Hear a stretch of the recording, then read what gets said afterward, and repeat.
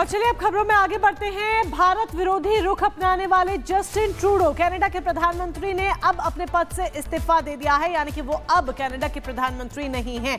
Party में जिस तरीके से आंतरिक कलह बढ़ रही थी उसको देखते हुए उन्होंने अपने पद से इस्तीफा दे दिया है। पुनीता, बिल्कुल, ना सिर्फ प्रधानमंत्री पद से बल्कि अपनी पार्टी को भी उन्होंने छोड़ने का ऐलान कर दिया है, क्योंकि लगातार बीते कई महीनों से देखा जा रहा था कि उनके पार्टी के ही जो सांसद हैं ये मांग कर रहे थे कि जस्टिन ट्रूडो अपने पद से इस्तीफा दे, और इसके बाद खबर ये आती है कि जस्टिन ट्रूडो ने इस्तीफा दे दिया है। पूरी खबर आपको विस्तार से रिपोर्ट के जरिए।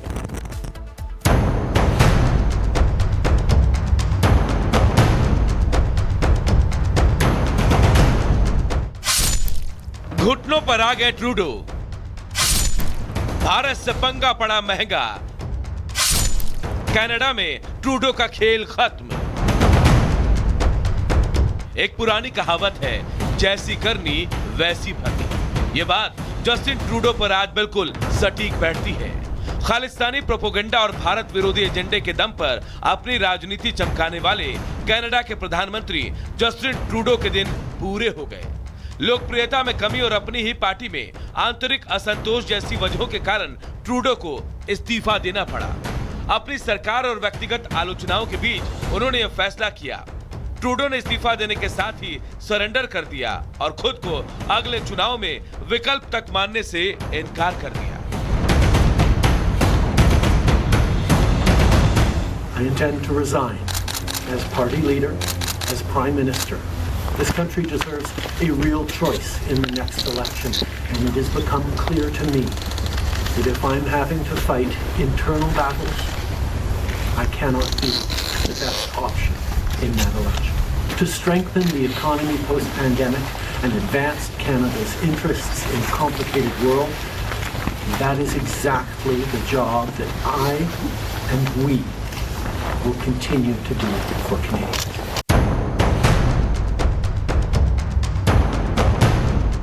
हालांकि कनाडा के विपक्षी नेता पियरे पोलिवरे ने ट्रूडो के इस इस्तीफे को पॉलिटिकल स्टंट करार दिया। पोलिवरे का कहना है कि ट्रूडो का यह फैसला मात्र अपनी राजनीतिक शाख बचाने के लिए लिया गया है। पोलिवरे ने जस्टिन ट्रूडो के इस्तीफे को सतही बताते हुए कहा कि इससे कनाडा में कोई सार्थक बदलाव नहीं आएगा। Canadians desperate to turn the page on this dark chapter in our history might be relieved today that Justin Trudeau is finally leaving. But what has really changed?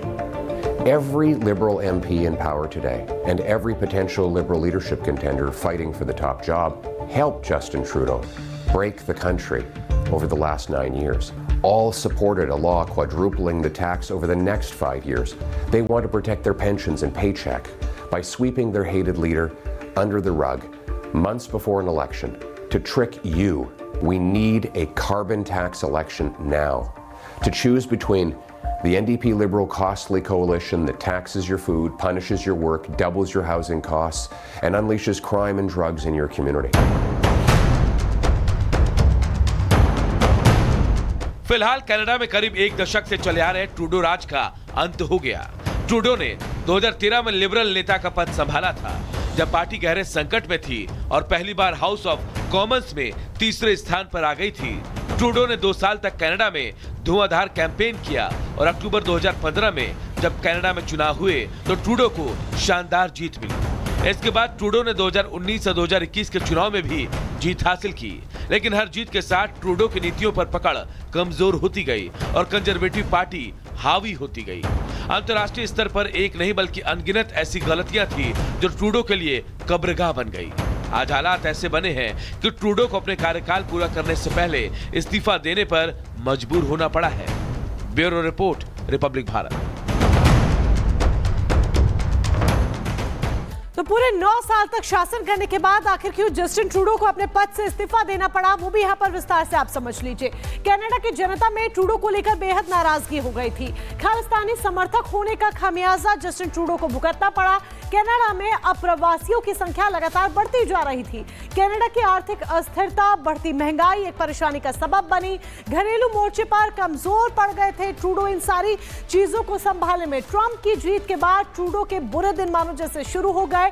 Trump के बाद मस्क ने भी एक बड़ा झटका दिया और उसके बाद देखिए जस्टिन ट्रूडो कमजोर पड़ते चले गए और उन्हें अपने पद से इस्तीफा देना पड़ा। तो क्या ये माने कि अब जस्टिन ट्रूडो का टाइम आउट हो गया है? ऐसा क्यों हम कह रहे हैं ये भी समझिए। 2015 में पहली बार कनाडा के पीएम बनते हैं जस्टिन ट्रूडो। 2019-2021 में लिबरल पार्टी को जीत वो दिलाते हैं। कुछ ही दिनों में लोकप्रियता में भारी गिरावट देखने को मिलती है, ग्राफ नीचे आता है। पार्टी के भीतर लगातार नाराजगी जस्टिन ट्रूडो को लेकर बढ़ती जाती है। घरेलू और विदेशी मोर्चे पर पूरी तरह से घिर गए जस्टिन ट्रूडो। इस तरह के हालात, इस तरह की स्थितियां, इस तरह की सिचुएशंस बन गई कि चाहे घरेलू मोर्चा हो या विदेशी मोर्चा हो, पूरी तरीके से घिरते नजर आए जस्टिन ट्रूडो। और यही एक बड़ी वजह है कि अब आगे उनका क्या होगा, किस तरीके का भविष्य होगा, क्या उनके सर पर राजनीतिक संकट मंडरा रहा है, सवाल है। चलिए आगे बढ़ते हुए अब बात करेंगे देश की राजधानी दिल्ली की, जहां विधानसभा चुनाव होना है। चुनाव से पहले जबरदस्त तरीके से सियासी सरगर्मी देखने को मिल रही है। पार्टियों की तरफ से आरोप प्रत्यारोप का दौर देखने को मिल रहा है। लेकिन इसी बीच आम आदमी पार्टी के मुखिया अरविंद केजरीवाल ने दिल्ली की मुख्यमंत्री आतिशी की गिरफ्तारी को लेकर आशंका जता दी है। क्या वाकई में आतिशी पर कोई गिरफ्तारी का संकट है या फिर आम आदमी पार्टी का ये चुनावी स्टंट? आपको रिपोर्ट के जरिए दिखाते हैं।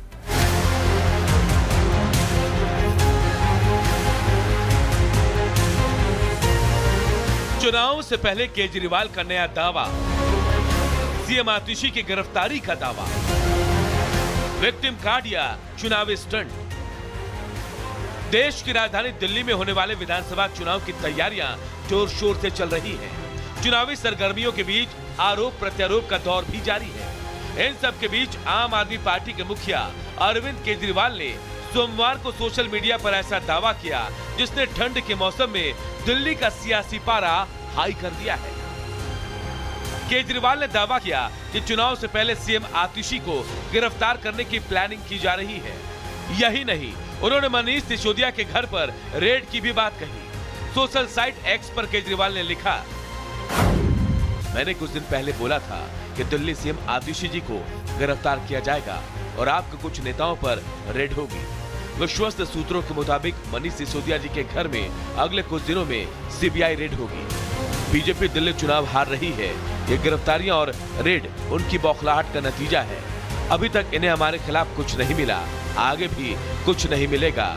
आप एक कट्टर ईमानदार पार्टी हो। ये पहला मौका नहीं है जब केजरीवाल ने आतिशी की गिरफ्तारी की बात कही। इससे पहले 25 दिसंबर को भी केजरीवाल ने कहा था कि ये लोग महिला सम्मान योजना और संजीवनी योजना से बौखला गए हैं। फर्जी केस बनाकर आतिशी को गिरफ्तार करने का प्लान बनाया है। कई नेताओं के घर छापेमारी हो सकती है। हमें अपने सूत्रों से पता चला है कि ईडी, सीबीआई और इनकम टैक्स तीनों एजेंसीज की मीटिंग हुई है और उस मीटिंग में ऊपर से आदेश आए हैं कि कुछ भी फर्जी केस करके दिल्ली की सीएम आतिशी जी को गिरफ्तार किया जाए।